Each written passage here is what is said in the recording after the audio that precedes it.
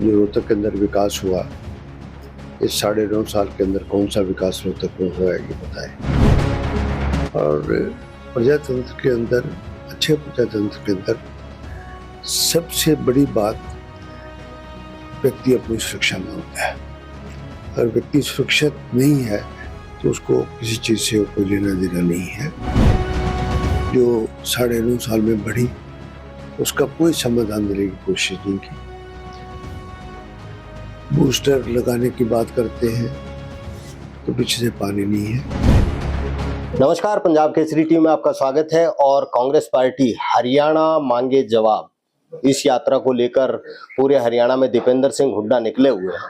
और रोहतक विधानसभा से कांग्रेस पार्टी के विधायक हैं भारत भूषण बत्रा, उनसे बात करते हैं कि रोहतक के लिए वो भारतीय जनता पार्टी से क्या जवाब मांग रहे हैं। बत्रा जी, यात्रा शुरू की है हरियाणा मांगे जवाब। वैसे तो दीपेंद्र सिंह हुड्डा पूरे हरियाणा में घूम रहे हैं, आप रोहतक से विधायक हैं, रोहतक के लिए क्या जवाब मांगते हैं आप?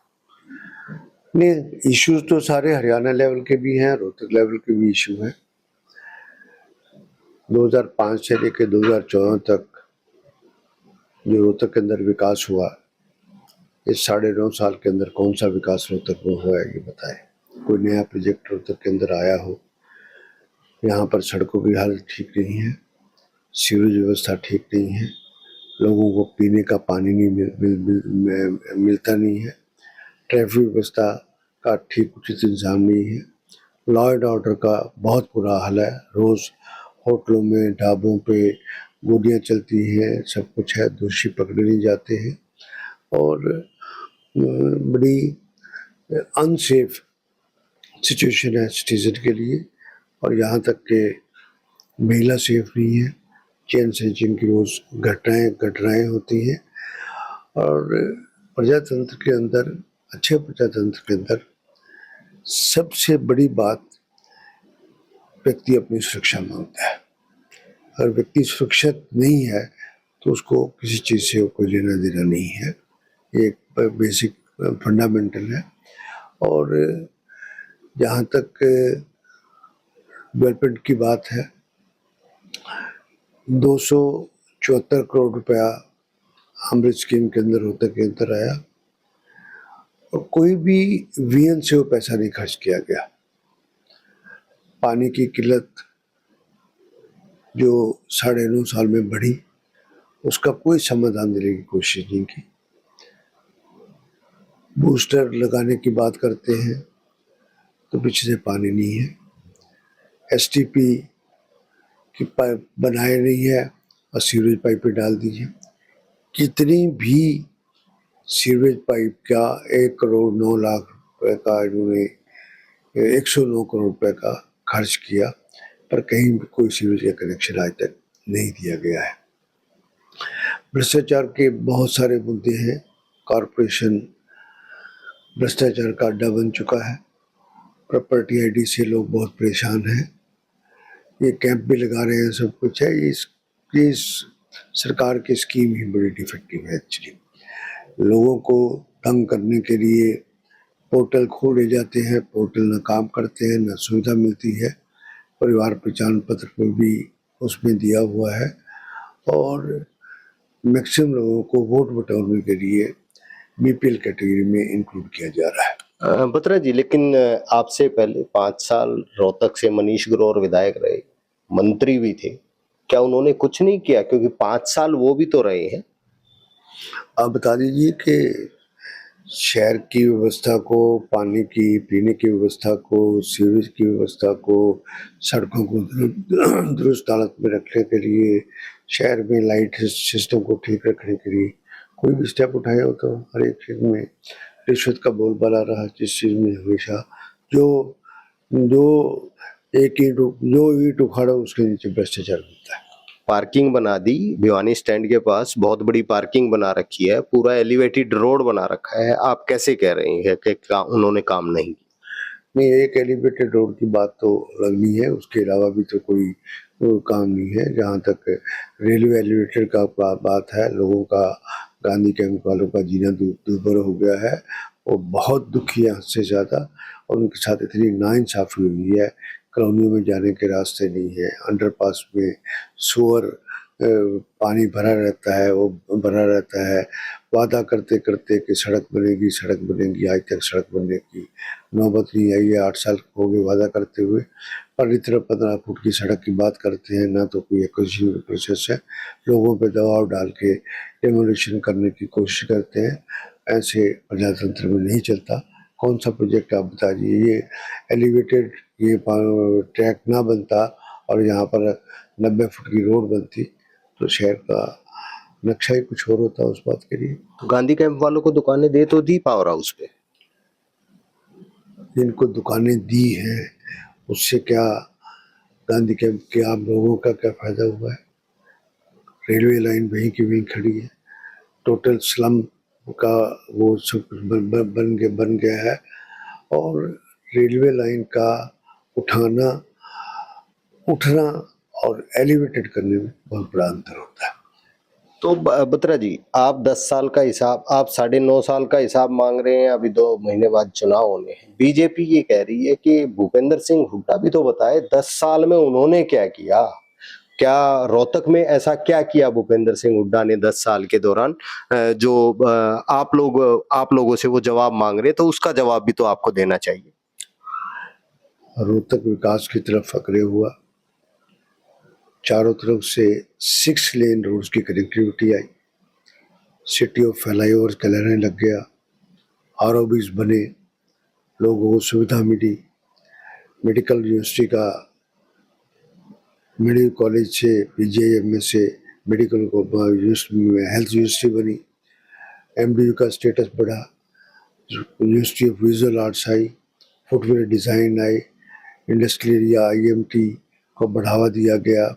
यहाँ पर एशियन और एशियन पेंट जैसे बड़ी बड़ी मल्टीनेशनल कंपनीज के वहाँ पर फैक्ट्रियाँ खुली और आईडीसी की एक्सटेंशन हुई। तो ये बहुत सारी आईआईएम रोहतक के अंदर आया, सब कुछ है। और रोहतक का सारा नक्शा बदल गया और लोगों को बहुत सुविधा और एक अच्छे शहर के लिए उन्होंने एक प्रारूप दिया, एक अच्छे शहर को शक्ल दी।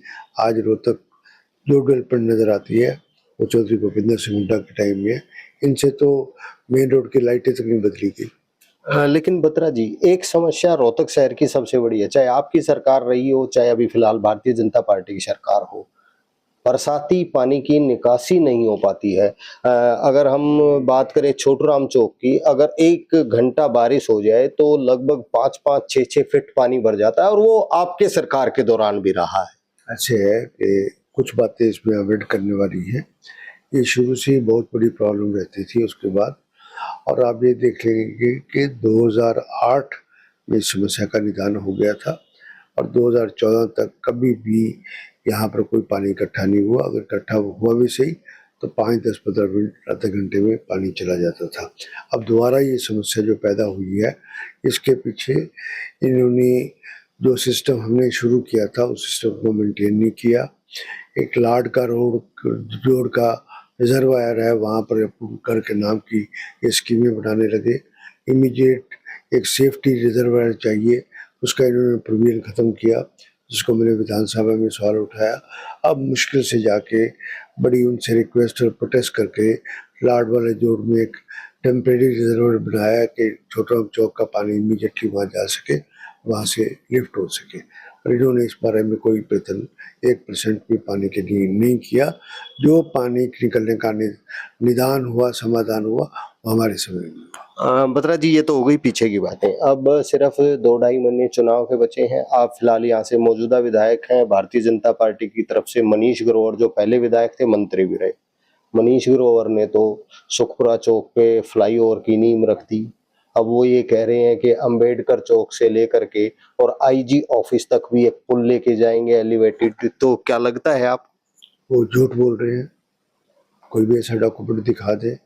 और वैसे भी इतना बड़ा फ्लाईओवर शहर को कवर करने के लिए शहर के हित में भी नहीं है। वो सारी भारतीय जनता पार्टी झूठ बोलने में विश्वास करती है। कोई डॉक्यूमेंट दिखा दे, कोई अनाउंसमेंट दिखा दे, कोई सीएम की अनाउंसमेंट दिखा दे, कोई पेपर दिखा दे कि ऐसा कोई प्रपोजल है। और जहाँ तक सुखपुरा के फ्लाईओवर की बात है, ये सरकारें प्रोजेक्ट चलते रहते हैं, सरकारें बदलती रहती हैं। ये प्रोजेक्ट हमारे टाइम में ये स्टार्ट हुआ था, उसको अमली जामा अब पहना जा रहा है। तो बत्रा जी, अब विधानसभा चुनाव है और शायद आपकी भी दावेदारी रहेगी, उधर से मनीष ग्रोवर की भी दावेदारी रहेगी, तो रोहतक के लिए अगले ड्रीम्स क्या हैं? क्या रोहतक किस तरीके से कोई ऐसे काम जो शायद अब ना हो सके हों और आगे भविष्य में कराने की कोई प्लानिंग? रोहतक गंदगी का ढेर बन चुका है, लोगों का जीना दूभर हो गया है।